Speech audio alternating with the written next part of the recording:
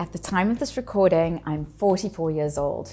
I launched my first business at age 28, built it over 12 years, and sold it when I was 40.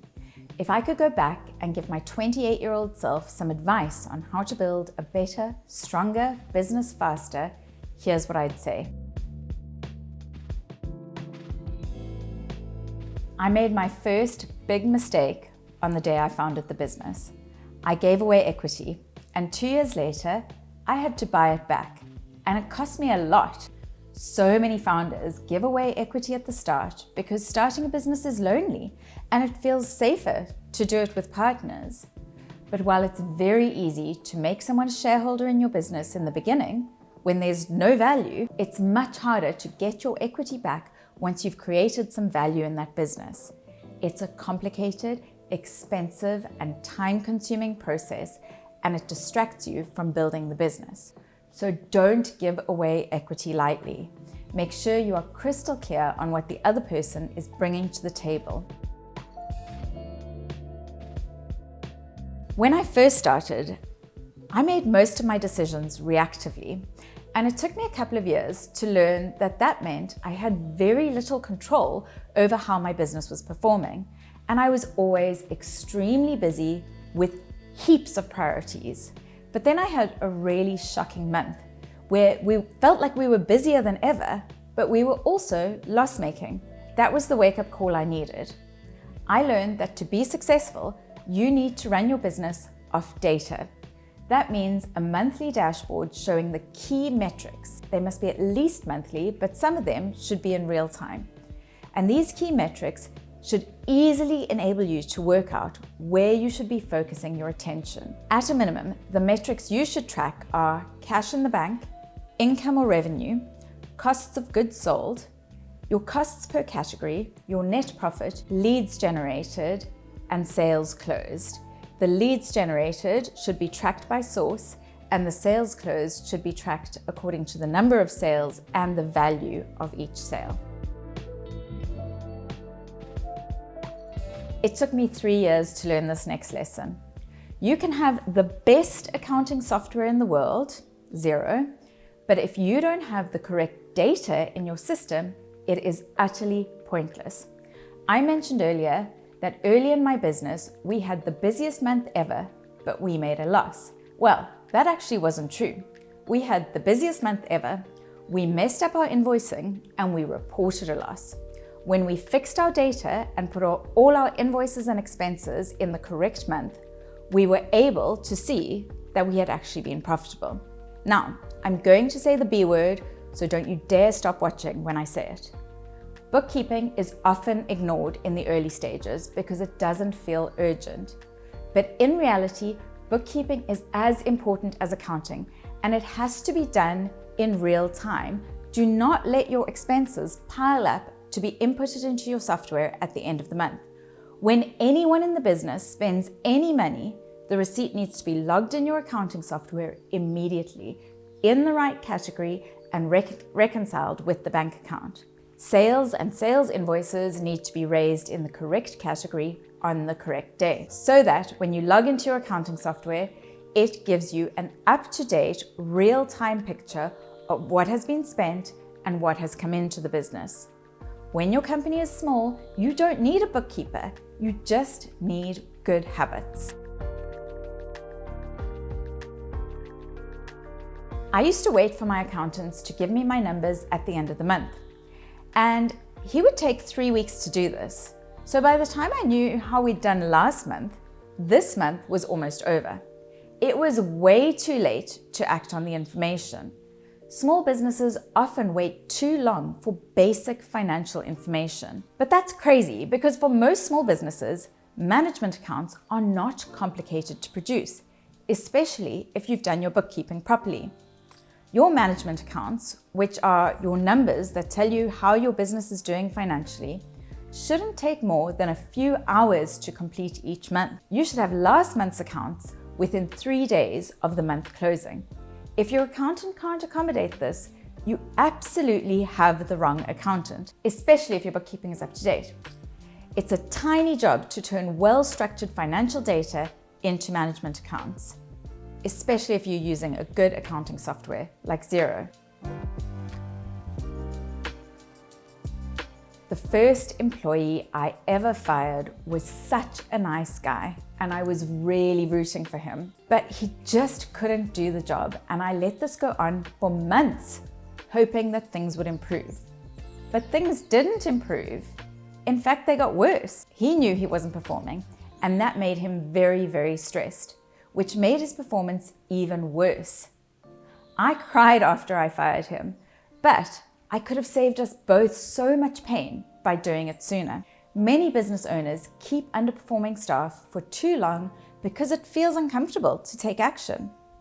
But a good employee will free up your time so that you can focus on growing the business, or they'll deliver growth themselves.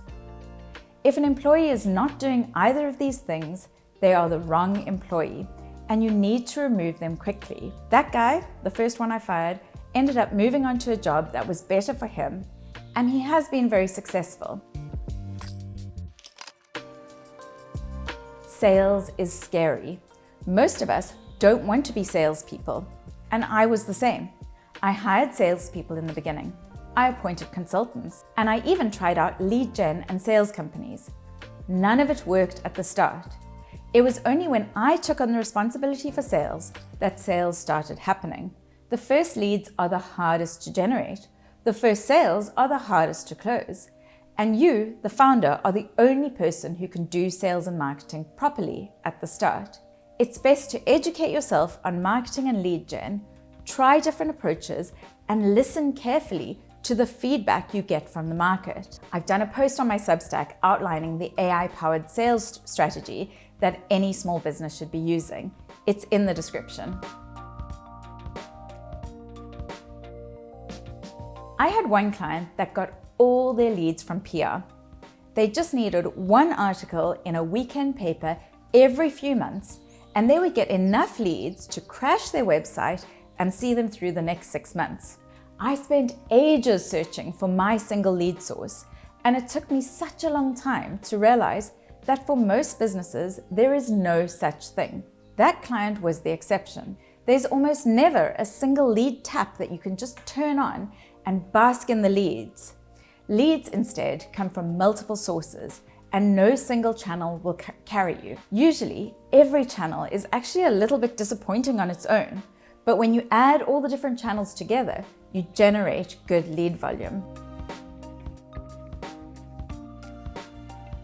When I first launched my business, I was very wary of my competitors. I thought they were going to steal my clients, poach my staff, and rip off my ideas. But then I met a long-standing competitor at a networking event. She was so nice. She was generous, she was helpful, she was empathetic. That was the start of a long and productive friendship, and I actually ended up buying her business from her 6 years later. This was not the only competitor with whom I developed a mutually beneficial relationship. There were many. Meet your competitors and help them. Most of your competitors will be willing to help you. Sometimes they refer business. Other times they become your exit strategy. Or sometimes they just make you feel less alone. I don't think CRMs existed when I launched my business. We just used to respond to leads that came in. There weren't that many. And I usually had an instinct for how the business was doing. But when I got a CRM, that all changed. We used it for managing and tracking leads. I use Folk now, which I've linked to in the description, but whatever CRM you use, make sure you actually use it. You should be in your CRM every single day, as it will give you a very clear picture of your pipeline. And you need to be able to see your pipeline, because that tells you how your business will perform in the future. I launched my business in a recession, and I worked like crazy to keep it afloat. I worked until midnight most nights. I worked every weekend. I worked every holiday, and I was constantly stressed out. I ended up with an autoimmune disease. That whole experience was a useful reminder to take care of yourself, the founder. You are human, your health matters. Too much stress damages your health.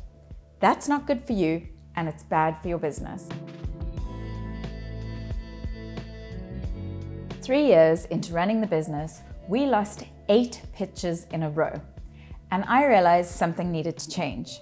It turned out that our pitch wasn't the problem. We were just pitching to people who were never going to buy, but would happily sit through our pitch. That's when we learned to qualify our leads. Don't waste time going after the wrong kind of business, because you'll never win it. We started clarifying upfront whether there was a genuine need, whether the budget existed, and whether the person we were speaking to had the authority to make the decision. If the answer wasn't yes to all 3, then we just walked away. We had fewer pitches, but our win rate went up, and we had loads more time. I had an HR director once who tried to get me to implement a policy of annual pay rises across the company. I'm really glad I resisted this. Annual pay rises sound nice. They sound like a really good thing to do, but they're not. They will kill your business because some people will deliver the same value every year, but just for more money. But others will deliver more value and you won't have enough budget to give them big pay rises. So save the pay rises for your superstars, which does mean that your superstars get big pay rises, but people who aren't superstars don't get them at all. Those people end up moving on, which isn't a bad thing, because every business needs some churn, and you don't want it to be your superstars that are moving on for financial reasons. We didn't have business values at the start, and I was very skeptical about them. But then I realized there were certain behaviors that we wanted to promote, and values were a good way to drive these. For example, we were naturally curious and offered lots of training. We spent way more per head on learning than most of our competitors. By making always learning one of our values, we were able to reinforce that internally and externally. And then we started attracting applications from people with a thirst for learning, which reinforced that further. The more we learned, the more we were able to innovate in our products and services. Values are important. They're your compass in tough moments, as long as they're genuine values. And I've done a video about that. Values worked for us, but I'm very glad I resisted the urge to have a corporate purpose. There was pressure to do so at one point from loads of people in the team, but I didn't feel that a retrofitted purpose would be authentic to who we were. Then I realized that not every business is purpose-led, and that's absolutely okay. There are purpose-led businesses, genuinely purpose-led businesses, and they do brilliantly because of that. But you can still lead with integrity and add a huge amount to society without being a purpose-led business. We once decided we would try a Google paid search campaign to generate leads. We appointed a consultant, he set the campaign up, and it didn't do very well. We spent over £5,000, and so we stopped. But then a few years later, I decided to revisit paid search, and I took a course and I set up the campaigns myself. This time it worked brilliantly, bringing in over £200,000 of business in 1 year. That was an interesting lesson. If you try something and it doesn't work, it might be because it was the wrong thing, or it might have been the right thing done the wrong way. Don't write it off too fast. I can be quite moody, and it took a very brave senior employee to tell me one day that when I was in a bad mood, everyone in the company had a bad day. That was hard to hear, but she was right. As the owner, your mood infects the whole team. And I had to learn to lead myself first, manage my emotions better, and very simply greet people warmly every time I walked into a room, because my energy set the tone for everyone. I once interviewed a candidate for a role. He fumbled the interview and didn't get the job. But he ended up working in-house at a tech company, and we ended up pitching that company.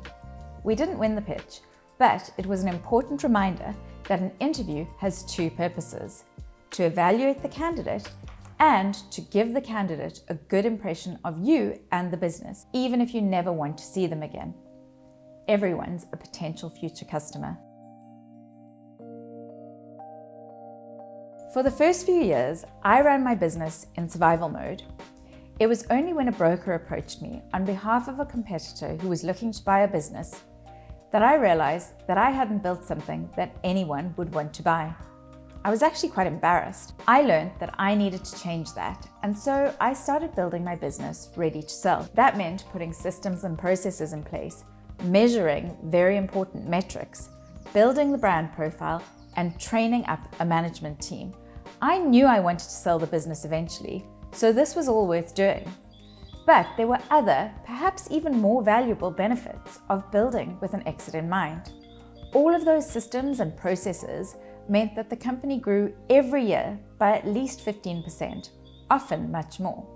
It became so much less stressful and more enjoyable to run the company, and when I fell pregnant, I was able to take full maternity leave because the business could run without me, no problem. That was such an important lesson, and it probably had the biggest impact out of everything on the success of the business. I've done a video on why you should also build your business to sell it, so it's definitely worth a watch.